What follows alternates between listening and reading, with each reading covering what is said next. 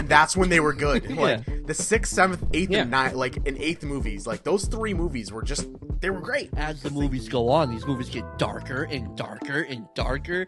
And I just remember as a kid, it just had such an effect on me. I had a fun one here now. I'm sure you've all heard of The Grateful Dead. Mm-hmm. The drink, not the band. Yeah. Yep. Both. Both. This is...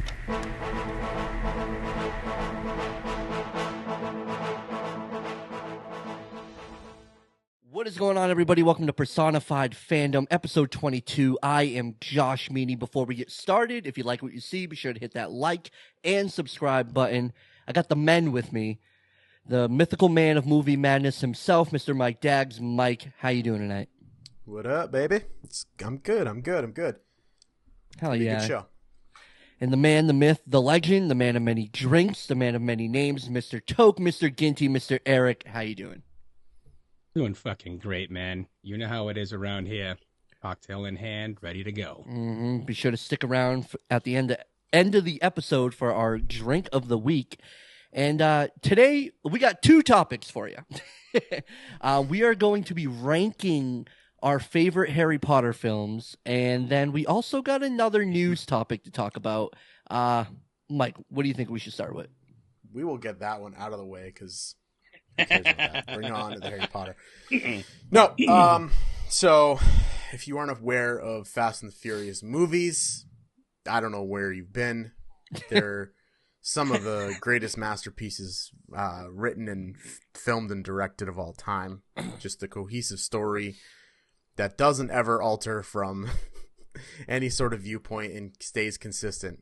No, Fast X is supposed to be the end of a movie franchise that just won't go away. There's actually 2 parts to this news story that I wanted to talk about real quick. The first one was that they might be breaking the 10th movie into 3 parts, which is a little bonkers. Like, just make 13 movies. I mean, I don't know. I don't know how I feel. Like, it just... It's Josh, 10, 11, and 12. Josh, help me out with this. What do you think about them splitting it into 3? It's stupid. It's so dumb. I mean, it sounds to me like Vin Diesel just really doesn't want this thing to end, because when you think about it, this is all he really has. I mean, yeah, he has a big part in Guardians of the Galaxy, but does he? No, he doesn't. It's over. You know what I mean? That's done. And that's over also. But even that, it's like, nobody's going to those movies for Vin Diesel, you know? No. They're going for Groot, and it's not even, anybody could go, I am Groot. Exactly. It's not like Bradley Cooper playing Rocket, you know? Yes, It's just, yes, this is really all this is the biggest franchise or biggest movies that he's done.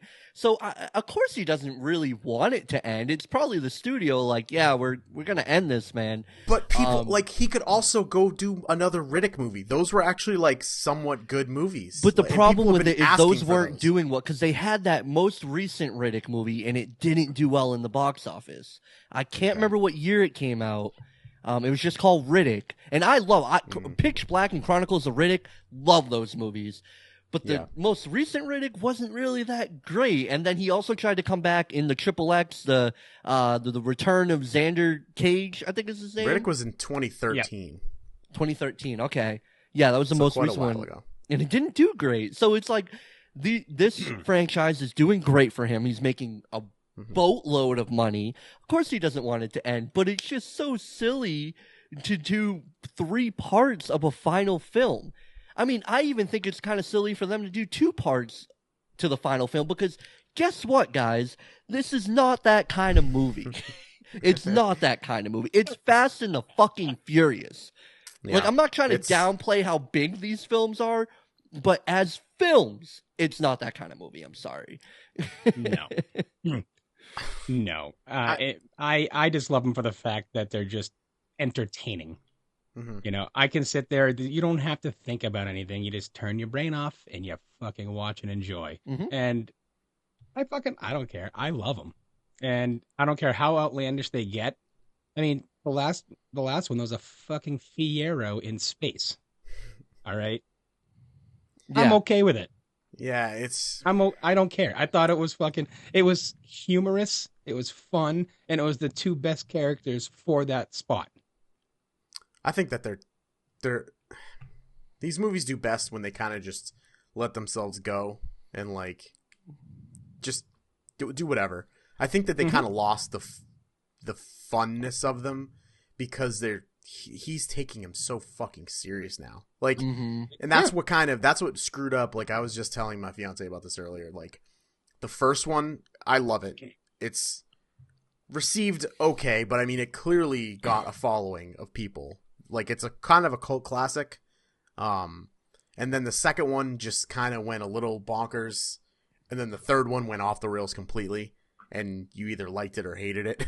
And then they kind of tried to bring it back to the serious tone with the fourth one. And it didn't really work. I think the people that love that movie just love cars. So there's a big car crowd that are going to go see the movie. And I feel like the fourth and fifth one just kind of took itself too seriously. And then they started going just like, fuck it. Let's just see how far we can push it. And that's when they were good. Like the 6th, 7th, 8th, and 9th, like in 8th movies, like those 3 movies were just, they were great. Because they just didn't take themselves too seriously, like especially with like, you know, Jason Statham's character, like and it just between him and The Rock, and then then Vin Diesel got serious about it again, booted The Rock from him, and then now it's like he's like treating them like they're the cinematic masterpieces and that they have to be stretched and the story needs 3 movies to wrap up a franchise. No movie series ever needs that, let alone Fast and the Furious. No, exactly. And to kind of spoil it, because it's been spoiled already, and who honestly cares? It's reported that The Rock is coming back for a post-credit scene in this new one, which is fine. I know they publicly had a falling out, and no one really cared except for Vin Diesel, maybe. But he's going to appear in this one, which is cool to show that you can reconcile even things that people don't care about. which means he'll probably be in part 2 and 3. Oh, just Fast X Part 2. It doesn't even sound right. It doesn't even sound right. It's so silly. I don't know if it's going to be a part 2 and a part 3. It'll probably be Fast 11 and Fast 12 because the article said it's going to be the beginning of a trilogy. Right, but then doing 10, 11, 12 isn't a trilogy. You know what I mean? No. That's a saga. You know, that's not in order to be a trilogy, it would have to be Fast X Part 1, Part 2, and Part 3. And that just, it sounds desperate. It doesn't, no one's asking for that, nor does it need that to end this story. As far as The Rock, I did find this interesting because when that feud was going on, I actually did care, and I don't even really watch these movies. But the reason I cared was it was so weird to me that someone like Vin Diesel and someone like The Rock and their character, like as actual people, not their characters in the film, would have this feud. They both seem like pretty chill people. Like Vin Diesel is not Dom Toretto in real life. Not even close. He's a very like sweet guy, kind of like talks light, you know. And The Rock seems like such a chill dude. So for them to have a beef was really weird. I feel like. Yeah. Well, but we do hear there's inklings. I mean, we've heard reports with other people having issues with The Rock. Yeah. In other franchises and other people. I mean, pushed to the back burner. Kind of rightfully so. I've never really agreed with like when people are like, oh, he's difficult. He could be difficult to work with. He's the biggest action star on the planet. You know, like there's a point where he's got to keep himself to a standard. You know, it's like when people complain about diva singers and you're like, they're like everybody in the world knows their name. If they don't keep up a certain image, their image dwindles in value, you know. Like if anybody can just have Beyonce sing at their venue, then who cares? You know. Well, that's the thing though. His image is this humble person who is very grateful for everything, and a lot of people are reporting that he's the complete opposite. Yeah, I mean, and I guess it depends on how far that really goes, because I'm sure that some people are like, oh, he wasn't the humblest person because he didn't want to take less to do this thing for someone, and it's like, well, okay. Well, whatever. But I mean, Money, I don't know how much I listen to tabloids in general. So when they report things, but I don't know. It's a weird way. But I wouldn't expect anybody that's that to be so generous that everything. I don't know.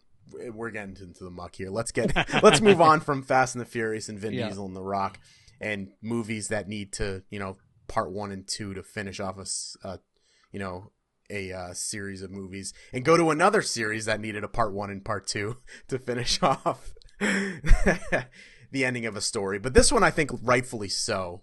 I will say that was this one of the first movies series to do a part 1 and part 2? No, because you have Fast and the Furious. I mean, Fast and the Furious. No. Back to the Future. I don't know why I said Fast and the Furious. No. I think to end the series, I think the final movie was broken into 2 parts. And I believe I think Twilight might have beaten it. I don't know. When did the movies come out? Ooh, those might have been super close. They did. They're super close together. 2012 and... Breaking Dawn Part 1 and Breaking Dawn Part 2. Mm-hmm. No, Deathly Hallows was 2011. Okay. I'm trying to think, and then what's it called wasn't Hunger Games was until a little bit later. Oh, that's right. They did that too. Yep. Yeah. Yeah, I can't think of any other movies, like older movies. Yeah. Which I'm Googling that right now. I think I'm thinking that they're one of the first ones to do it. Yeah, to spark that idea of doing a part 1 and part 2 because we've seen it plenty of times after. It says right here. It says Harry Potter and the Deathly Hallows was the first to do so with the final book series. Okay. Yeah. Okay. Yeah. And that one, I mean, when that came out, it made sense because the book is enormous and there's so much in it that you couldn't do without cutting out every movie series that's adapted from a book has things it has to cut, and you will hear me talk about that a little bit because that's the way we decided to when we rank these. I'm gonna come at it from a little bit more of a book perspective than you guys because there just happens to be that I've read the books twice. Yeah. But yeah, I mean, there's stuff in every book series that you're like, well, you got to cut out this giant fight scene if you want to make the time for it. And that one just in that last book felt like there was nothing you could really cut out too much without really severely impacting the way the movie comes off. And it was at the time one of the highest grossing fucking things ever. So yeah. Some of them like Breaking Dawn and The Hunger Games made a little bit less sense, but I don't know. So we got the list ready. We've curated it over hours and hours. We've thought about it. Let's discuss. And we don't really have a real solid way of really portraying this to you guys. So, because as much like our Christmas movie list was kind of a shit show, this is probably going to be a shit show too. So, yeah, buckle up, everybody, and kick us off. Josh, what's your number 8? So my number 8, my least favorite Harry Potter film would be Order of the Phoenix. You too? Yeah. It's the one I went back to the least, and it's the one where I actually found myself in the theater kind of like, I don't really care about a lot that's happening right now. There's certain things in it, like there's key moments in it that are important, but yeah. And obviously seeing the aftermath of everything that went down in, I almost said episode 4, in the 4th one, Goblet of Fire, you're kind of looking forward to seeing how everything goes down after that. But overall, it's the one I enjoy the least. Yeah. So it was very tough. I mean, so it's not that I liked it the least. It's just, I had to put something in the 8 spot. Mm-hmm. Yeah. It's so tough. I mean, because I don't care which one is on. If I click them through and the movies and this is on, I'm fucking watching it. I don't care. But yeah, it's definitely, this one was stuck in my number 8 spot, and I wasn't going to move it from the other ones because the other ones just were way more impactful. Yeah. I will say it's not my least. So you guys definitely think it's lower, but it is my number 6. So it's down towards the bottom of the tiers. Yeah. It from a book perspective, it's very slow, and the movie is kind of the same way. I think it's the second most like serious one of them. Like it's the first one that just feels completely serious end to end. Spoiler alert for anybody who hasn't seen it. When they hopefully you're not watching this. Yeah, I know. Yeah, because about to spoil everything. We probably just put a spoiler warning. Yeah. I mean, if you haven't seen Harry Potter series yet, then yeah. So this is the one where they kill Sirius Black, and the ending of it's very abrupt. It feels the pacing in this movie feels a little off. Yeah. Again, like I said, there's a lot of changes from the book that I really didn't like, and this is going to be a perfect example of why I'm so pumped for a TV show series. But I think the biggest crux of it is they kill off Sirius Black, and you're supposed to care. But I remember when I first watched this movie, not have reading the books, going, "Oh, okay, yeah. He didn't really see his uncle that much." But in the books, it's like a huge deal. He's constantly in contact with him. Really. So when you see the movie, you're like, "Oh, you made it so we don't really care about his uncle, even though it's the ending of the movie. It's the whole turn of it." I don't know. I think the part with the duel, though, is the reason for me why this movie moves up a little bit from the my least favorite. The duel between Dumbledore and Voldemort at the end is awesome. It's a great, awesome fucking scene. And it's kind of one of the highlights of the entire film franchise, I think. And for that point, I put it in my 6th spot, not my 8. But I'll tell you guys, I don't know how we want to do this because we want to reveal. What's your 8? Yeah. So my 8, okay, we'll just go that way. My 8 is Half-Blood Prince. Okay. Okay. And for me, it's huge because about the difference and shift from the book to the movie in this one. It's my favorite book. It's my number 1 book. My least favorite movie. I hear that a lot. The way that they had. Okay. It comes across too funny. They try to be too jokey. It feels like Phase 4 Marvel where everything's funny in it. And in rewatching it, I don't hate it as much as I did after watching it right after the book, but it still frustrates me, and it could have been better. There's just scenes at the end when Dumbledore actually kills Voldemort. It makes way more sense in the books than it does in the movie. And that's just because of the character development's a little bit different. But that of them, again, I mean, goes for all of us. It's, I love all these movies, but that one has to be the 8. And somewhere has to be an 8, and that's one of the movies gotta be at least. Exactly. Yeah, it's funny you say that because like with Half-Blood Prince, that's something I've definitely heard a lot. Is people seem to have a big disappointment in that film if they've read the book. I've heard that so many times, and I think that's why it's probably higher on my list, is because I never read the book.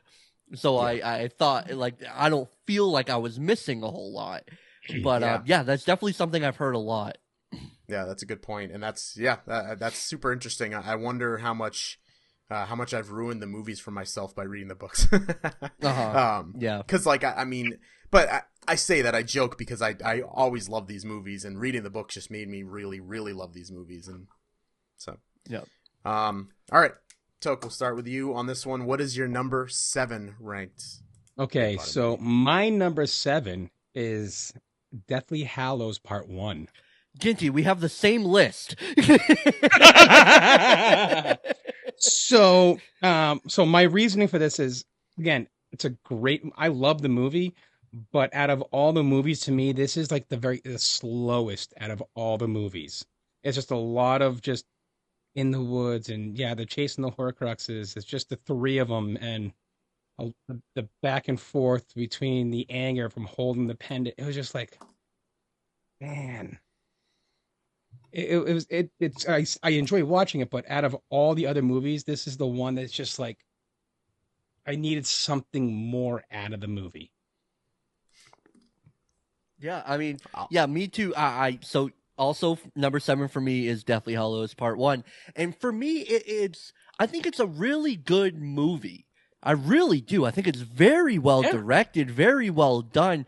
But the problem is, and this is kind of a problem with a lot of part 1, part 2 kind of movies, is I went through it knowing that I wasn't going to get fulfilled, and I knew we were going to end abruptly at some point, and the movie, all it really is build up to the finale, and that left this like constant unfulfilling feeling throughout the movie. But I mean, there's things I love in that part 1, there really is, but that constant but this is just build up to the grand finale, which obviously I didn't feel with any of the other ones. So that's why there's a difficult that is kind of the conundrum in that part 1, part 2 thing.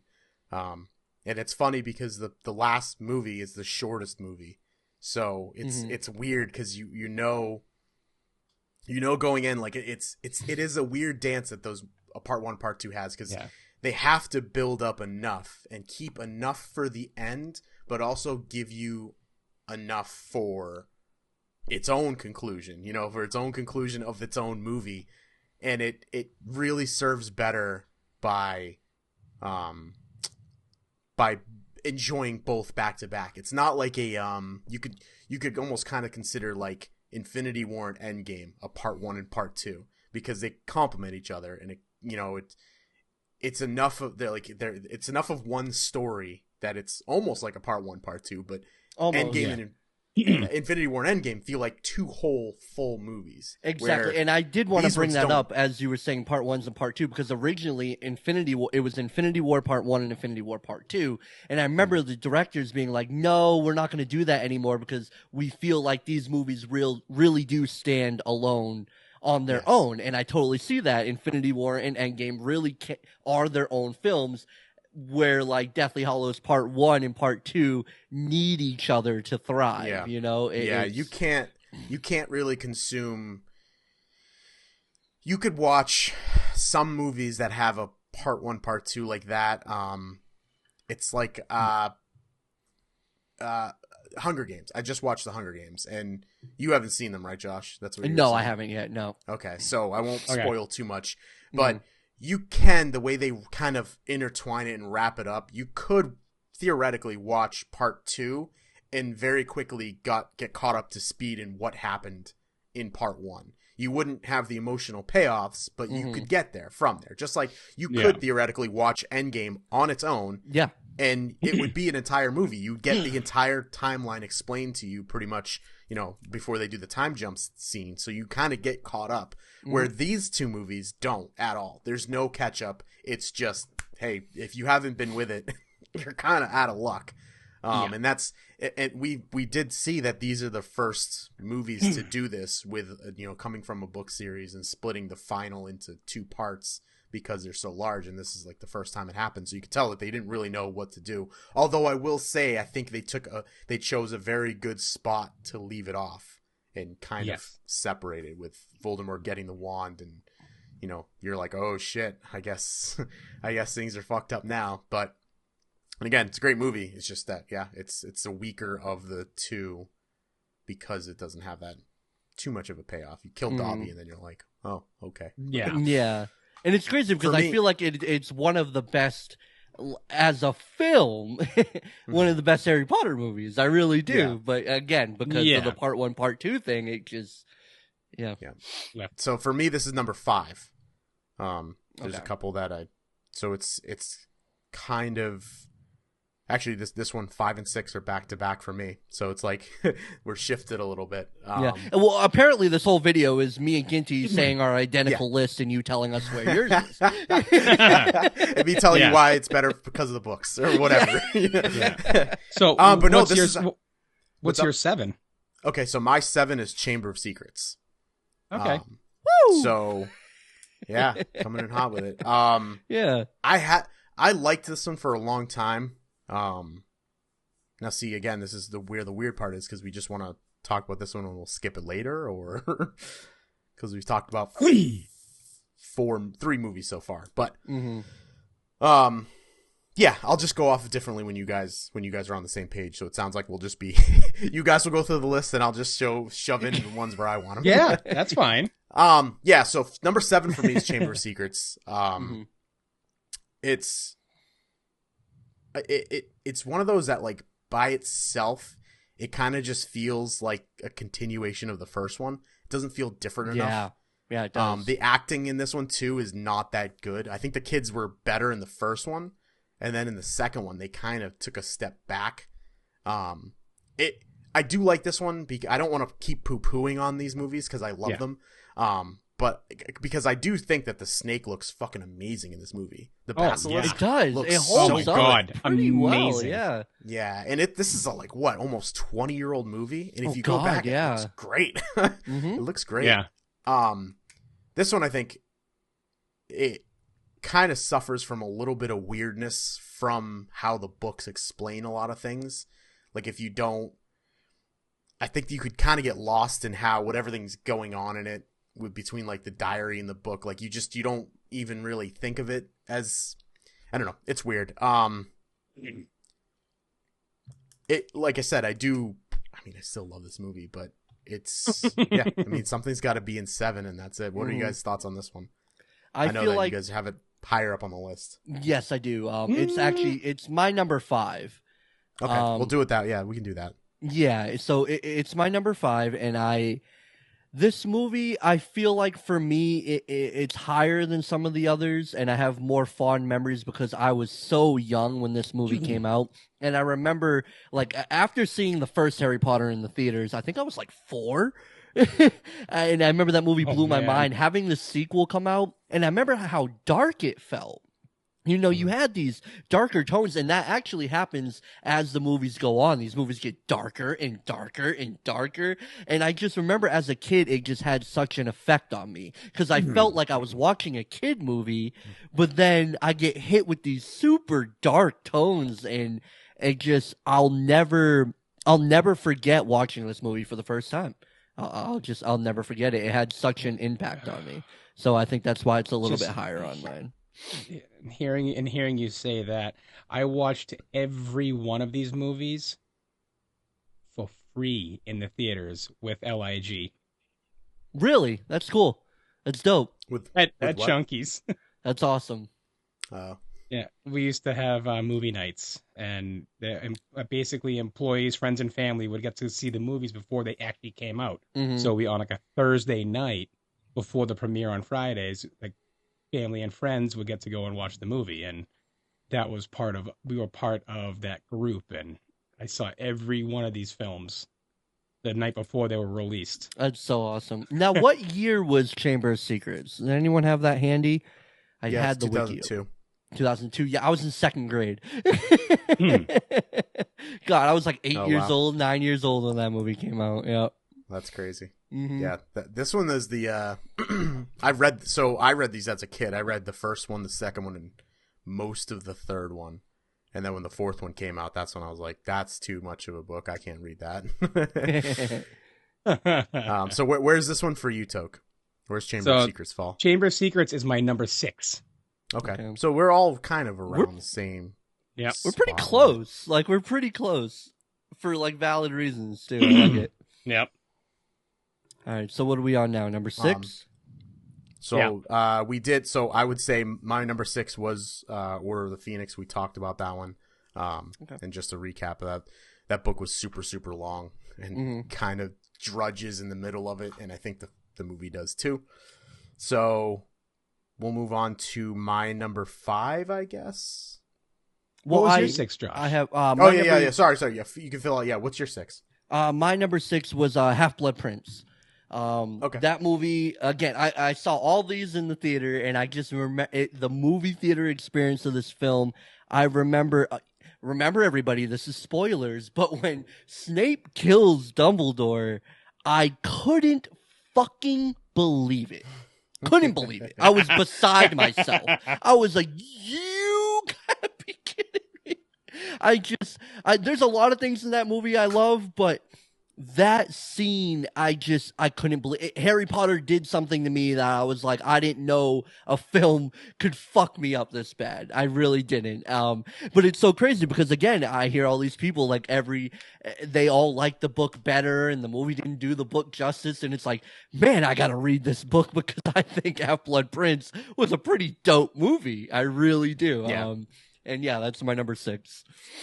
So why don't you just place it on yours now, then, Eric? Where's Half-Blood Prince for you? 3. Number 3. Wow, you get that pretty high. Mm-hmm. Now, yeah, I wonder if it could be one of those things where it's like you were saying, Josh, of people who haven't read the book, because you guys clearly like it a lot more than like I did, and I think it just, for me, did it dirty. But so for me, I watched this movie way late. This was one of the only ones that I actually didn't see in theater. I saw it. Jeez. It might have been, we might have rented it. So the shitty part in doing that was the whole Snape kills Dumbledore thing was way spoiled for me. So that wasn't, that arc never happened. There's a famous meme, Snape kills Dumbledore, like people saying it in like, there was people going by in line, people waiting in line for the movie, like spoiling it from people and stuff. Oh, it's dirty.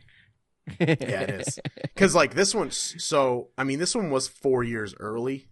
Like there was a 4-year difference between the book and the movie, so that was out there. Like people kind of knew that happened. Was that spoiled for you? No, it wasn't. And see, these movies were coming out. I know these movies really were coming out in a time where that wasn't happening online as much. I feel like you didn't have to stay off the internet like you do with these Marvel films.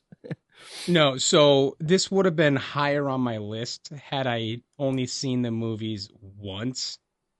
But obviously going back and watching it and then watching that movie again, knowing why he did it and everything else, and watching the way he was like, son of a bitch fucking played it perfect. Yeah. Nobody saw that coming. And you could see he's trying to ease Harry when he's telling, because like, but he can't tell him why. Yeah. He's trying to tell him with emotion, but he can't do it. And it's like, holy shit. And it was fucking great. Yeah. And it baffles me that it was done so much better in the books. It really does. I'm like, how? I can imagine it being a little bit better, but how the hell did they do that immensely better in the books? Because I think it was just beautifully done in the movie. Yes. Yeah, I gotta read these books. I do too. Yeah. I really need to read them.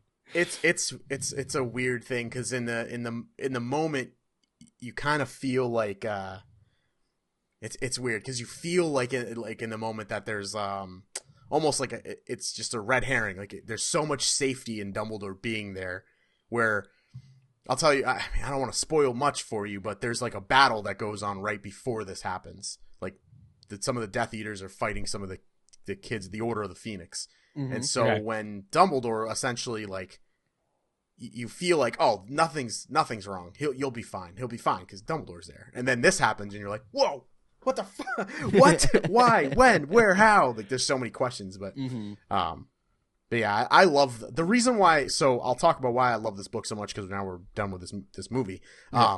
I love this book so much because I think my favorite part of the Wizarding world is like the school and seeing how things interact and how Harry and the kids interact with the school and like their classwork and kind of just the normal goings on of their days. It's really weird why I like it so much. And this is the last movie or book, I should say, where you see any of that. Because a lot of Order of the Phoenix is spent away from the school. And then this one goes back to the school. And this one is the, it's weird because this is the only one that Voldemort's not even in. So it's kind of weird that, it's the only one that he's not in. And actually, no, sorry. No, that's not true. The third one is the one that he's not in. I was going to say, this one, I was just going to say that. I don't remember him very much. But this one's the last. It's kind of the ending of the whole being at the school, because when you go back to it, it's all fucked up, and Harry really never goes back to the school like that. So it's kind of the ending of it, and that's why I love this one so much.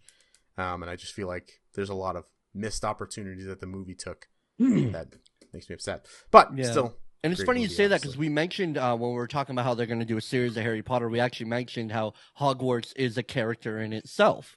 You know, how important the Yes. school is actually to the entire story of Harry Potter. So Yeah, that's and interesting. it's the last time you really see it in the state that it's in before the last book and movie, where you don't really come back to it until it's like a sullen, depressing, like almost like a jail of a place. But Help all right, will always be given to anyone at Hogwarts who needs it. yeah, I want to go to that room of requirement. That sounds dope.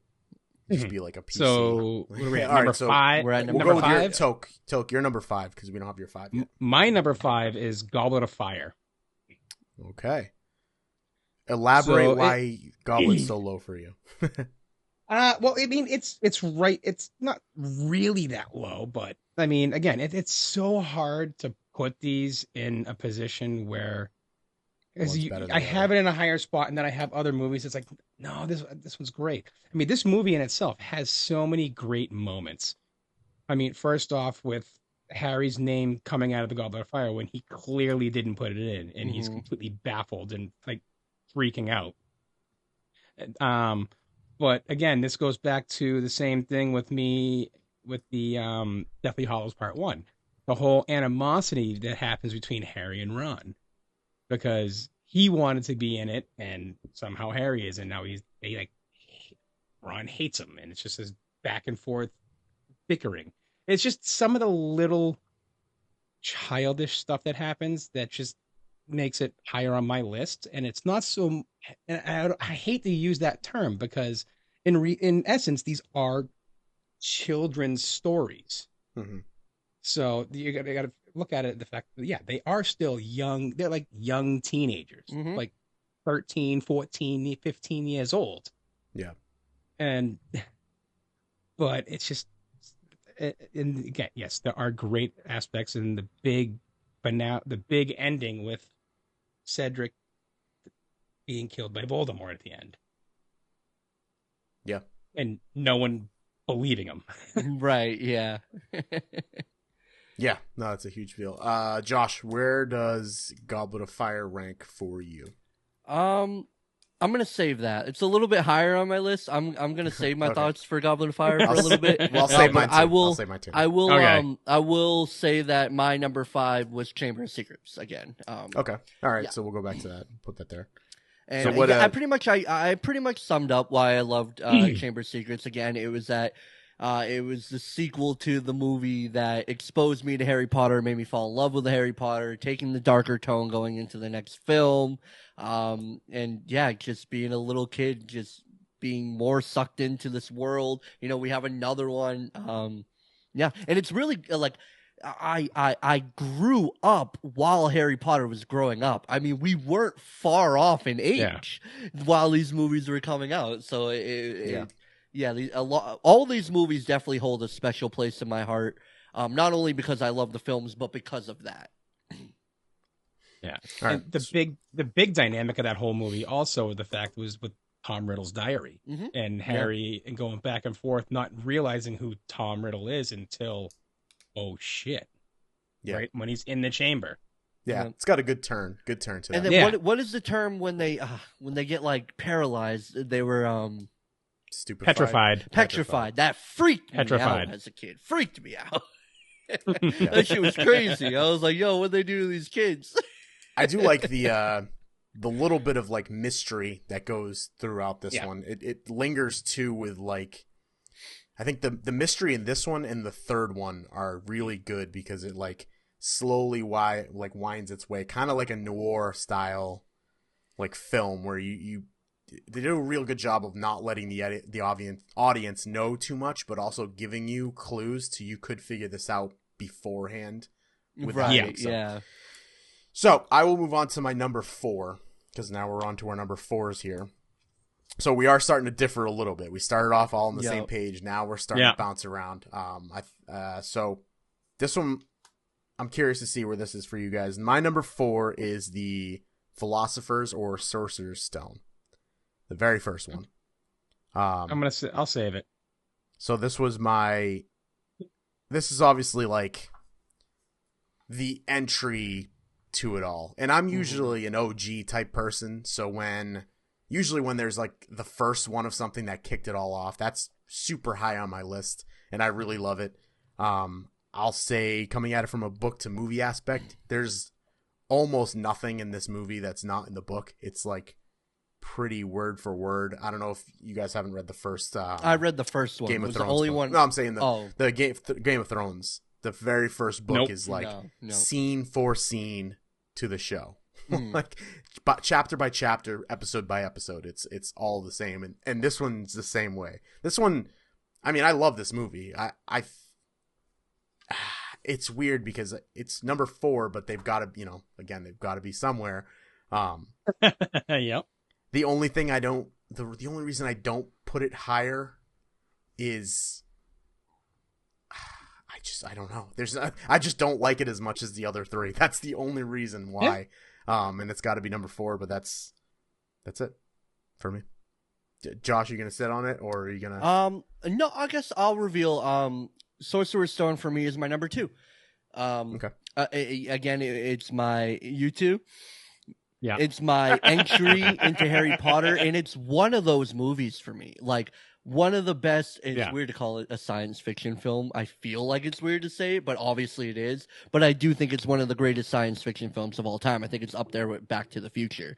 You just have this whole world that you created. I mean, even though they're based off the books, but just the cinematic experience, whether it is a movie theater or just watching it at home, as a film, you were sucked into this world with so much to it, so much substance. The story, of the boy who lived, and they're all these like little kids too. And again, I grew up while the Harry Potter characters were growing up, so I'm seeing these kids around my age go through this kind of stuff, and it's just like that relatability.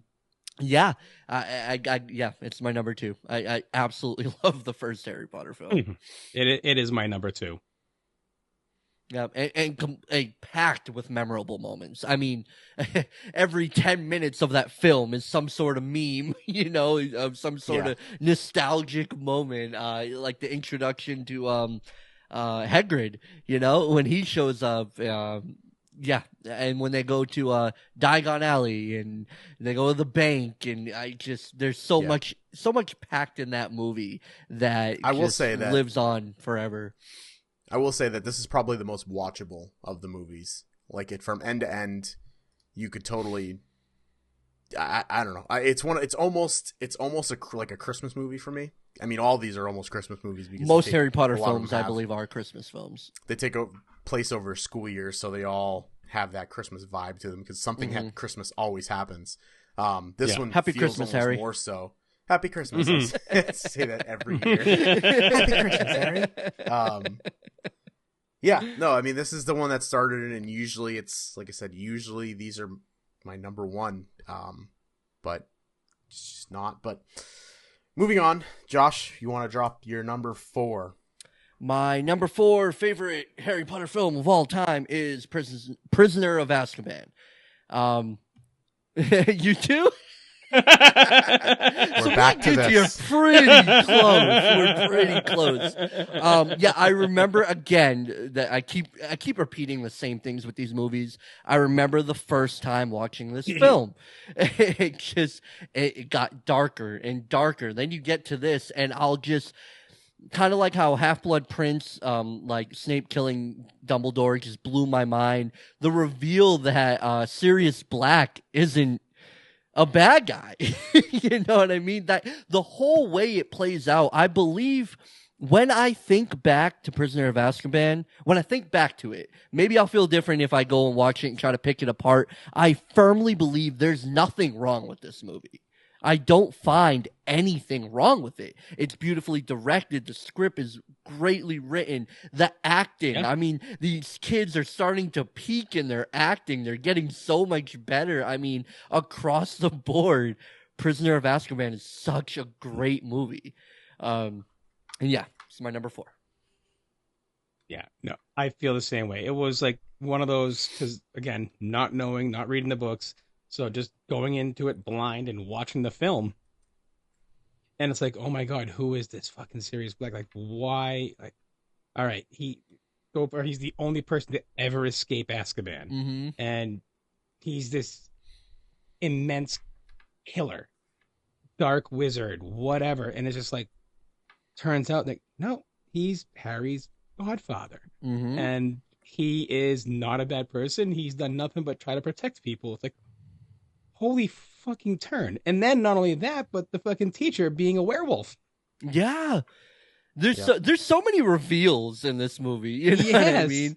And again, like a lot of the other Harry Potter films, tons of memorable moments. One that really sticks out to me, and it's not even like a huge part of the movie, but was the whole Mudblood. Hermione being called Mudblood and her getting real upset about it. I don't know why it just had such an impact on me. And I always remember that scene of Hagrid going, "No, he didn't." You know, like just adding the intensity to that word and her being called that. And then her punching Malfoy in the face, and just that stuff really sticks with me. And then also kind of Harry Potter rebelling in the beginning of the movie. He's finally tired of their shit, you know. And Dobby shows up for the first time, and that just I love Prisoner of Azkaban. So and then Gary Oldman. Gary Oldman as Sirius Black. I mean, the casting, yeah. So this is my number 2. This is my second favorite Harry Potter movie. Like you said, I don't think there's anything. I think it's not only like one of the best movies of a really good franchise of films. It's just a great movie in general. It's like start to finish, the way it's shot, the way it's portrayed. It's really, really good. I actually lied when I said that Half-Blood Prince was my favorite book, because it's not. This is actually my favorite book of the series. Okay. And I do find it weird that I believe, correct me if I'm wrong, the director of this film only directed this film. Yeah. Which is strange. He only to did me. this one. Like, so it was Chris Columbus did the first 2. He did this one, and then they were going to do this thing where they started having, everybody alternate with like different directors for all the movies. That's what their original goal was. But because they started out coming out, they actually were, while they were writing them, they started finding that because when they were doing these movies, like she hadn't finished the series, so they didn't know what to focus on too much. Like there's we'll talk about it when we get to the movie, but there's a huge disparity in the movie that you wouldn't. I don't even know how they left it in, because it makes literally no sense. But so when they got to Order of the Phoenix, they were really starting to catch up with like where she hadn't finished the book yet, the last book. So they wanted to get a cohesiveness. So she started filling in they wanted one single director. That's why they went with David Yates to finish off the series of movies. That way he could kind of know what direction to take things, what to focus on, and what not to focus on. And he did a when fabulous books are out, he did a great job of ending it. I'm kind of glad that they went with one director to finish it off. But you do get like none of the other movies really look like Prisoner of Azkaban. Like there's a lot of crazy shots in it that are just awesome. And again, this one goes back and forth with my number 1. I think this one only gets knocked down because, again, book to movie, there's one giant thing that's left out of the entire franchise that I think is a huge piece, and that's that Harry's dad is an animagus too. Like he can transform into an animal. The stag that he transforms into. So it's why the fuck would they leave that out? Excuse me. Moony, Wormtail, and Prongs, the people who make the map. That's his dad. What's his name? The werewolf, the professor, and Wormtail is the rat. They're the ones that created that map. And why would they leave that out? I don't know. It's not even like you have to spend too long on it. It could be a 2-minute scene where you just reveal it. I feel like that. Wow. Okay. He does. So when Professor Mooney comes back and says, I know what this is, because he has the map, and he goes, I know what it is because he made it. They're the ones that made that map. So that's why he knows to look for him. And he goes, well, I saw somebody on the map that wasn't here, and that's why it all kind of ties together. And they left that major story, that part when he tells that part of the story. The map doesn't. The map never lies. The map never lies. Yeah.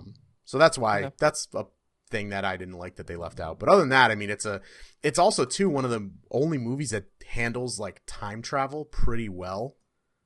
Comparatively, like some movies just kind of screw it up. Yeah. Where I feel yeah, like, it does. I mean, the whole time turner thing becomes an issue later on in the series, and that's another thing where they're like, wait, why can't you use time turners more often? And then they just throw away line later in the film. Oh, it got destroyed when they went into the ministry.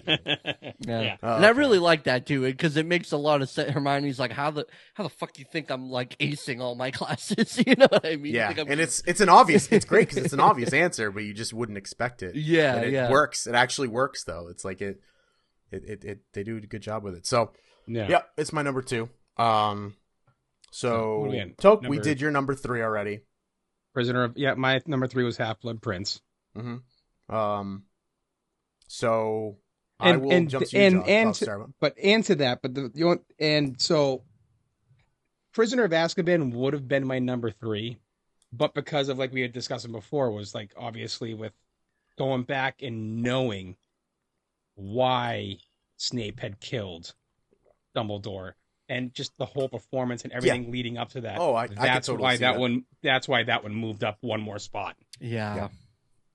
All right, Josh. Top 3 in these. What is your number 3? Man. We're in the gutter now. My number 3 favorite Harry Potter film is Deathly Hallows Part 2. We agree on one, buddy. Hey, it's mine too. And it was hard. Now, remember earlier in the day, I was talking about I keep moving it. I kept moving Deathly Hallows Part 2 to number 2 to number 1 to number 2 to number 3 to number 2. Like that was the one I kept fucking moving. I couldn't help it. I mean, the movie, I did too. I almost want to say, and I don't know if this is going to make a whole lot of sense, I almost feel like it's the best Harry Potter film, but it's not my favorite. You know? Yeah. I just, that makes a lot of sense. There's nothing wrong with the movie, in my opinion. The complete memorable scenes, absolutely fulfilling. I can't gush enough about this film. I absolutely love Deathly Hallows Part 2, and it was very hard to not put it at my number 1. But yeah. And so, Toke, I'm assuming that this is your number 1. Yeah. Yeah. I have your list so I can see it. Yeah. So tell us about it. What do you like about it? What's your other than add to what Josh said? It's tough because it's in reality watching this movie. Yes, it's one of the shorter films, but man, there was just so much action and amazing things that happened in this movie. And it was the great finale of Harry Potter and Voldemort. And he doesn't even call, and the best part is at the end when they're at the top of the castle in Hogwarts. It's like, come on, Tom, let's finish this. Yeah. And he grabs him and they jump off the top of the thing. And it's like he's trying to phase it into the floating smoke thing. And it's just insane. The two of them like merging together. And I mean, it's just so amazing to watch. I had so much fun with this movie, so much emotion, because all of a sudden it's like, and the fact where he kills Harry, and this is like, oh my, it's like, fuck, really? This is where we're at with that? Yeah. And but then fucking oh, for Christ's sakes. The fucking, what's his blonde fucking Malfoy? Draco. Mm-hmm. Thank you. When Draco's mother goes over and realizes that he's actually still alive, and it's like, and asks him, "Is he? Have you seen him? Is he alive?" And you just see the tiny nod, and it's like, all right, shit's gonna get serious real quick. Yeah. And that film is really when because Harry Potter, he's always been the shit, but he's never shown up like I'm the shit. You know what I mean? And in this movie, he's like, I wish he just said, I'm Harry fucking Potter. You know what I mean? I wish he said it because he really embodies that. Like, he finally comes out and he's like, I'm here. What are you going to do about it? Let's fucking do this. You know what I mean? We always viewed him like that, but it's finally like he's accepting that, because it always seemed like through these films, especially in actually Order of the Phoenix, he was coming off like, yeah, I don't really know what I'm doing. I'm kind of bumbling around putting this together. And he was trying to kind of explain that to people. And he admits that. He's like, it was all luck. Yeah. Oh, yeah. I mean, so it's established that Harry's not actually a very good wizard. Like, he's not great.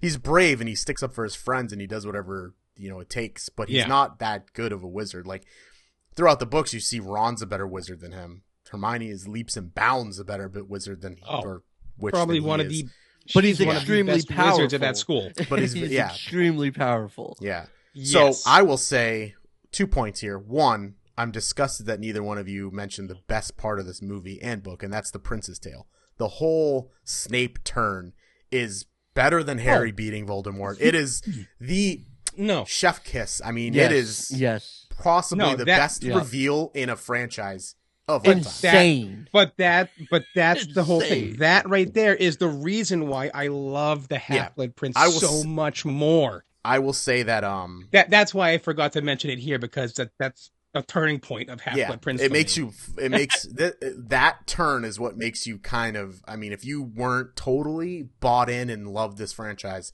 that turn and what making you go, wait, I have to go through this again and see what the hell's going on, because you're telling me he's actually a good guy just suppressing all this shit down.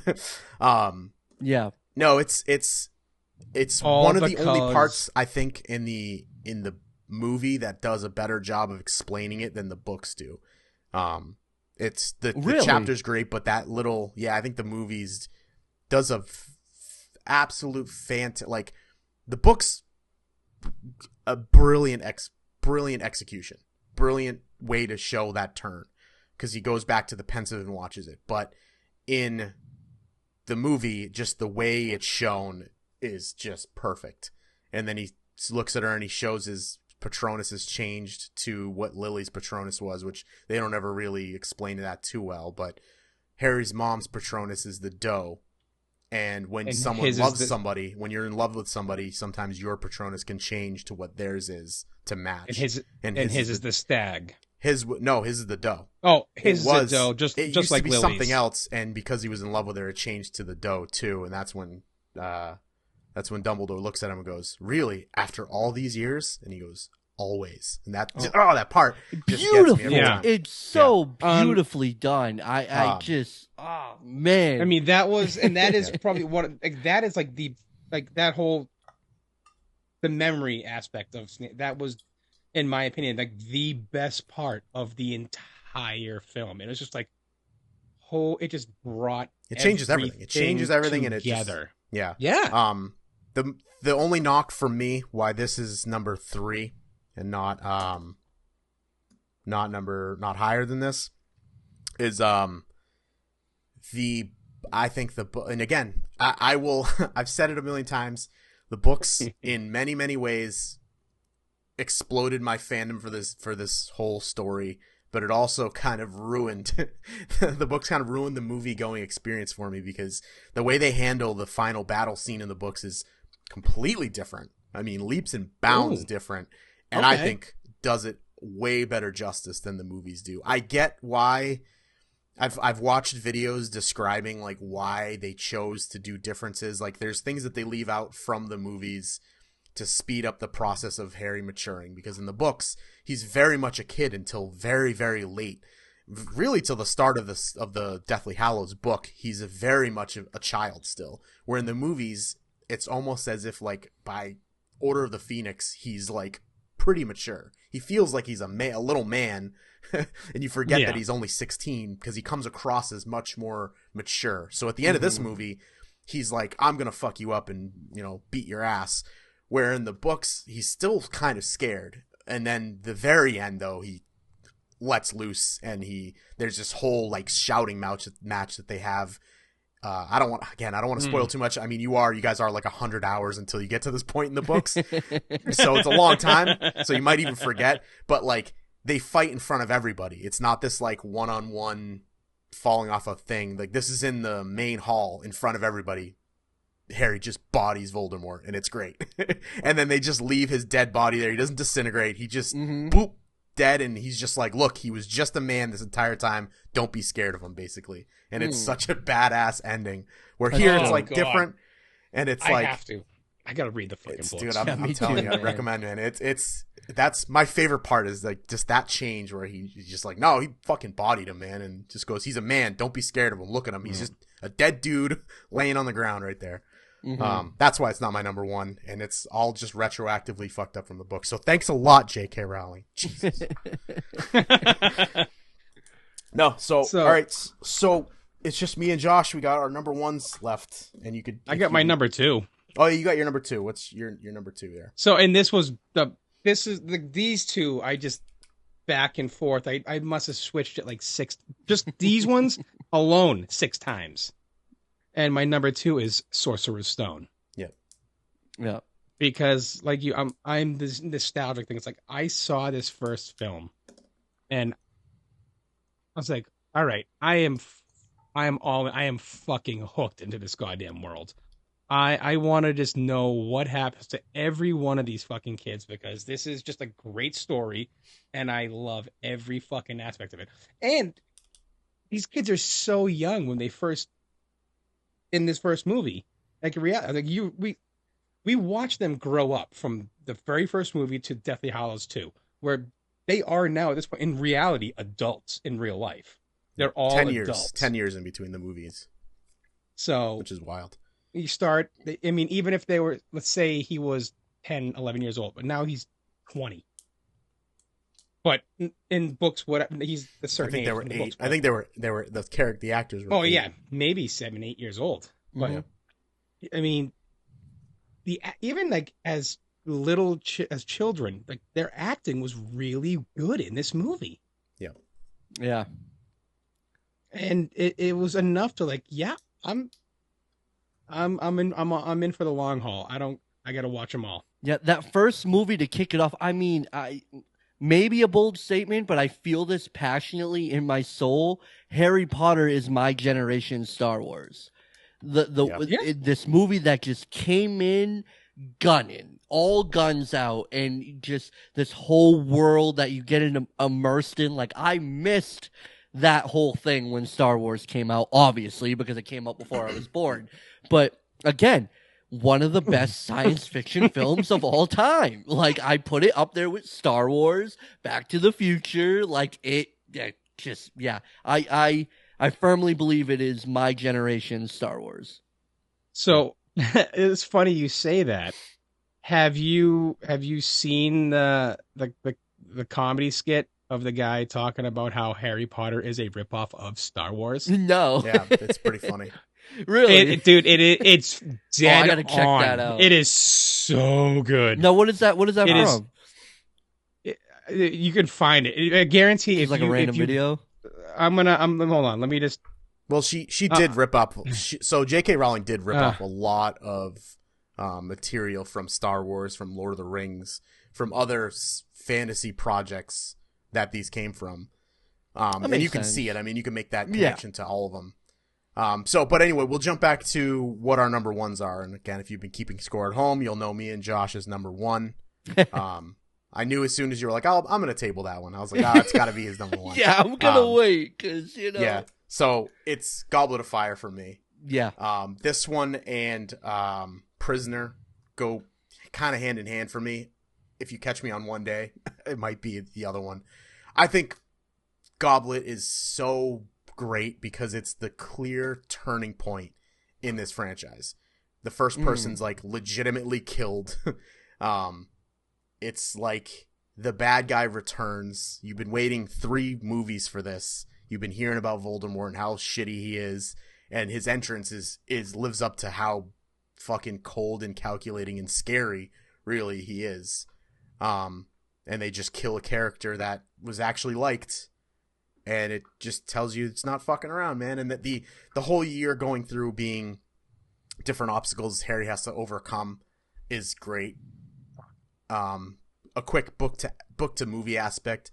The book has a few more challenges in the maze that they left out of the movie, which I think works better.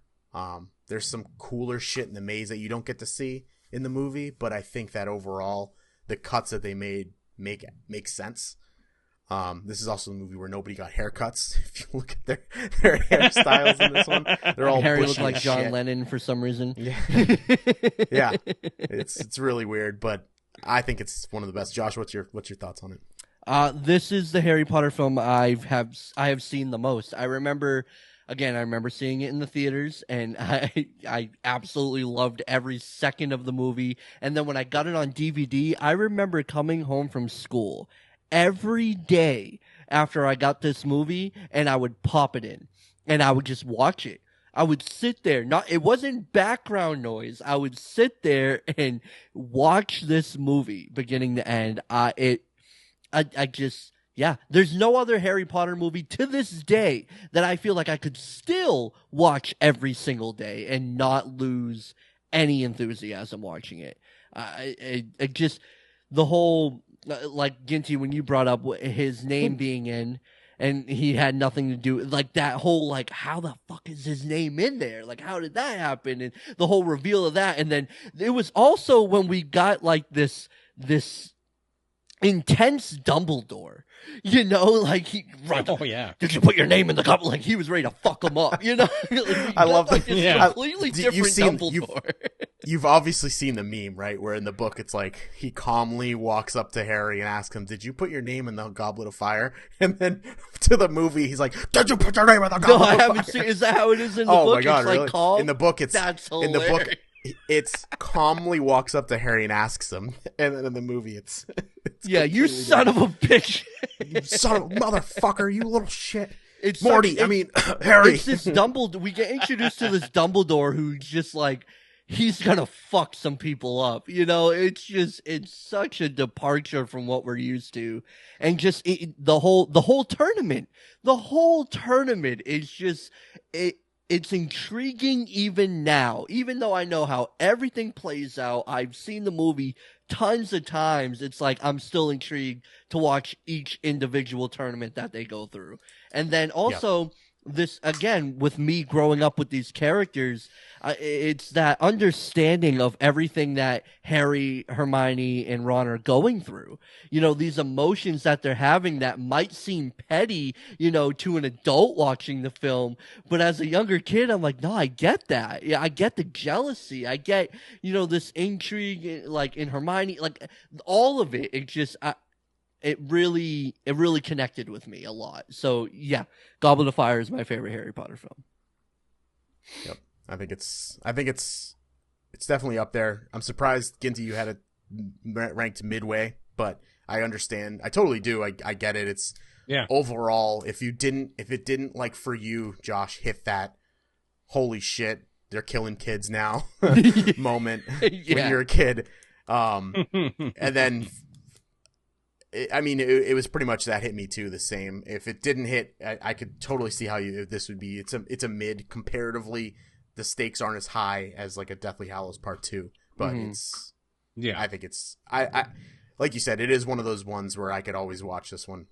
Like it's just a good movie. It's paced really well too. Like the way that this movie's paced out, it's with the 3 Triwizard Tournament thing. It's almost like a perfect like TV movie. Like just there's perfect pauses and breaks in between each of like the little kind of vignettes between the different tasks he has to do. It could have been episodes almost. Almost episodes, and it's gonna be. It's gonna make for a really good TV show. And the fact that there was other schools other than Hogwarts involved in it was that's really where the universe just completely expanded, and you're like, holy shit, there's other schools. That didn't even think of that. That's amazing. And now, have you guys gone to like the Harry Potter world at Universal? You guys been to that, right? Yeah. They had, like, the girls. I can't remember what their... Durmstrang. No, sorry. No, Bobaton. They had, yeah. So when I went, they came out and they did the whole dance and everything, sure, and yeah. I was like, See, "Oh I didn't get to shit!" go. I didn't get to go to the castle because they split it, which is really pisses me off. By the way, Universal has the studio and then the Islands of Adventure, and the studio has Diagon Alley with the dragon, and there's the Escape from Gringotts ride and all that. So we went to the studio and saw that. You had to buy another ticket to take the train to Island of Adventure to go to the castle, and that's where all that was. Okay. And that's Eric just got poor connection, and Eric so is gone.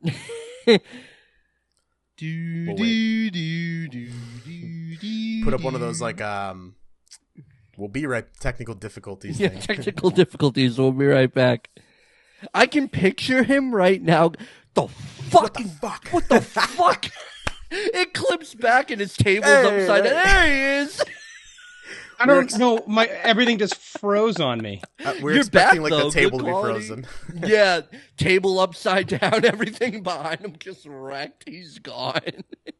I don't know what oh man, I don't know what happened. But you came back crystal clear and ready to rock. Here we are, and ready for me to give away the Personified Fandom's ultimate ranking of the Harry Potter movies. Ultimate. So I don't know. I I can work on this tomorrow and give you a little thing with all the movie things put up with all of our names under it. That'll be my project to do. But at number 8, I did these by points, so getting real nerdy with it. At number 8, with 22 points, the higher place it was, more points you get, type of deal. The Order of the Phoenix. So that is our least favorite movie of the Harry Potter movies, which I'd agree. I mean, that's my number. It's both your number 8s, my number 6. Honestly, on any given day, all of us could have put a lot of these movies in different places. Yeah. Number 7 is Deathly Hallows Part 1. So none of us really cared for that. It's a mid-tier Harry Potter movie for me. Number 7 for you guys. Number 6 is The Chamber of Secrets with 18 points. So it's 22, 21, and 18. So these got a lot of points, a lot of last place finishes for us. Number 5 is Half-Blood Prince. Eric, you had it the highest at number 3. I had it the lowest at number 8, and you were at number 6 on that one, Josh. Number 4, which hurts my heart, is Prisoner of Azkaban. My number 4. But yep, number 4 for you, and then both of you guys had a number 4, so it's pretty fitting that it's number 4. Yeah, this list is pretty close to my list. It's pretty close to your list. So far, only one movie off on mine. Number 3 is Sorcerer's Stone. Okay. You guys had it at number 2, but me having it all the way down at 4 was what kind of knocked that one down. Number 2, the silver medal goes to Deathly Hallows Part 2. It was tied with the amount of points of that Goblet of Fire had, but I put Goblet of Fire at number 1 over it because both me and Josh had it at number 1, so I felt like it should get the nod just because we both had it at 1. But that's our list. Goblet. That's a good list. There's no, and in reality, there's no wrong answer here. Yeah, honestly, no answer. They're all great movies. We're talking about one of the greatest film franchises of all time. Kudos, hats off to that hands franchise down. And that team and everybody involved with those movies to be able to pull off 8 fantastic movies. Again, some are better than others, some are more watchable than others, but it's always nice to do a nice little Harry Potter movie binge. Yeah. And also shout out to J.K. Rowling. I know there's a lot of controversy. Yes. She said some wild shit, but also shout out to her because she created this amazing universe. And continues to bring in new fans every single day, just like Star Wars. And my 9-year-old niece loves Harry Potter, and I will loves it. And being different from you guys, I will be there the second that this drops on TV because I'm very much anticipating. As soon as I read these books, I was like, "This would be such a good TV show." Like I said before, I hate that they're gonna do it. But as soon as the episode drops, my dumb ass will be right there watching it. Yeah. I wanted this. I mean, it's been, I think, 4 years since I read the books, and that's exactly when I was like, man, the way that they do shows nowadays, like, this would be such a great TV show. Because there's so many things they left out from the movies that There's stuff that I Yeah. never knew about until I went through and read them, and I'm like, oh shit, it just made me love them even more. So Yeah, I'm if pretty pumped for it, if we're still up and running as Personified Fandom when that comes out, we should definitely do a week to week for episodes of that. I Absolutely. think that's something we definitely should do. That'll be a week to week, definitely. Yeah. All right, Toke, baby, take us home with a drink of the week. Mm-hmm.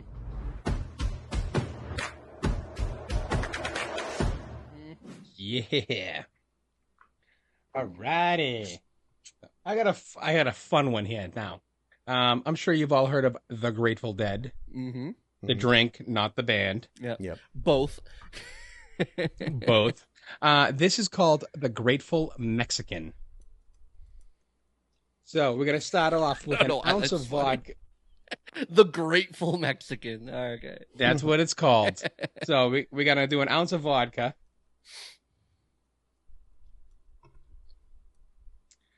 And we're gonna go to an ounce of rum. Normally, when these drinks are made, it's usually like a Bacardi, but I like my dark rum, and it's 98 proof, so we're gonna go with that. Then, ounce of gin. Aviation, because Ryan Reynolds. Salute.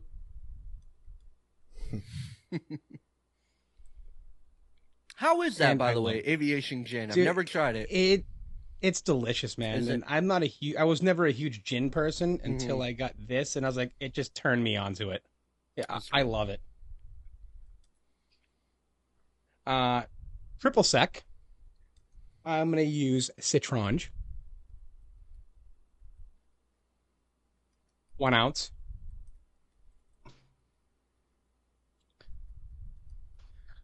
One ounce of tequila.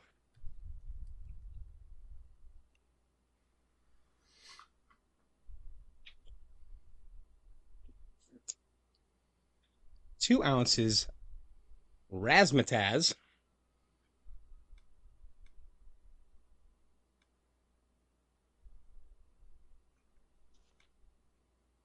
There's a lot of shit in here. Yeah, there is.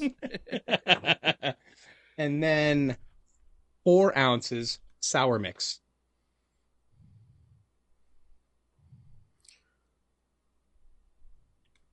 I have just filled up this monster shaker.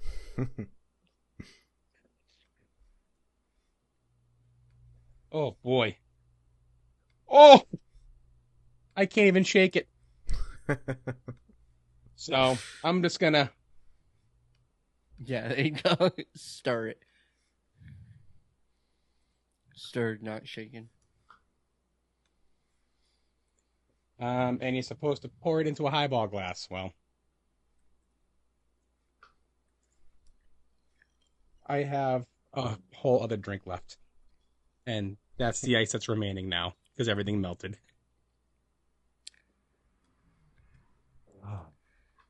Salute. Cheers. Cheers.